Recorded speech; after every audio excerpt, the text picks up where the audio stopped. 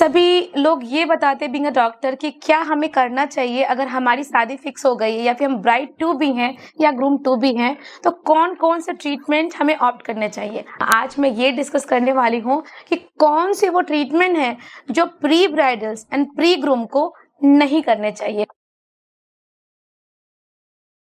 Hello, doctor Sneha this side, welcome back to my YouTube channel. जब हमारी wedding dates करीब आने लगती है तो हम लोग बहुत अपनी त्वचा को लेकर काफी अलर्ट हो जाते हैं, कॉन्शियस हो जाते हैं और सोचने लगते हैं ऐसा क्या करूं कि मेरी टैनिंग ठीक हो जाए, मेरे ओपन पोर्स ठीक हो जाए, मेरे रिंकल्स ठीक हो जाए, मेरे मुहासे ठीक हो जाए, मेरे एक्ने ठीक हो जाए और या फिर मेरा बाल का प्रॉब्लम है वो भी ठीक हो जाए। तो मैं बताऊं कि कौन सी वो प्रोसीजर है जो आपको 2 से 3 सप्ताह अपने वेडिंग डे के पहले नहीं कराने हैं। केमिकल पिल बिग नो है।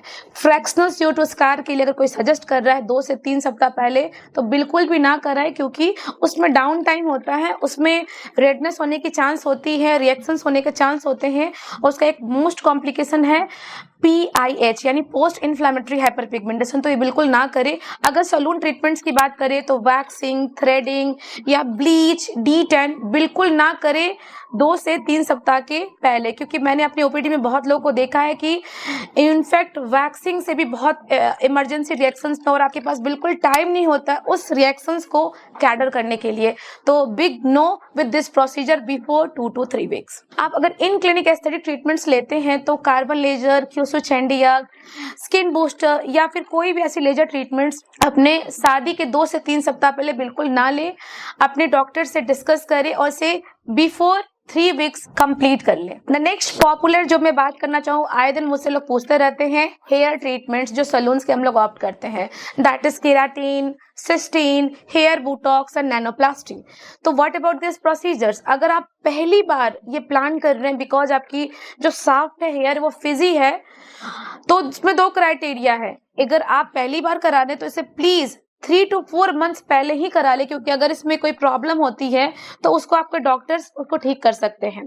सेकेंड, अगर आपको इंटेंसिव और मैसिव हेयर फॉल हो रही है तो दिस ट्रीटमेंट को बिल्कुल ना कराएं, क्योंकि जो केराटिन होती है वो जनरली फॉर्मल्डिहाइड मॉलिक्यूल उसमें रहता है और वो आपके H2 बॉन्ड को ब्रेक करता है और अपने न्यू बॉन्ड्स को बनाता है केराटिन के साथ में। तो आपकी स्ट्रेट बाल तो हो जाती है, लेकिन फॉर्मल्डिहाइड का कभी कभी बहुत जबरदस्त रिएक्शंस होता है बॉडी पे। तो ये चीजें आप बिल्कुल भी 1 महीने पहले अपने शादी के ना कराएं। थर्ड मोस्ट इंपॉर्टेंट पार्ट जो मैं डिस्कस करना चाहती हूँ, वैक्सिंग। अगर आप रेगुलर वैक्सिंग कराते हैं तब भी आप 2 से 3 सप्ताह पहले अपने फेस पे या बॉडी पे वैक्सिंग बिल्कुल अवॉइड करें, क्योंकि इससे हाइपर एलर्जिक रिएक्शंस होते हैं।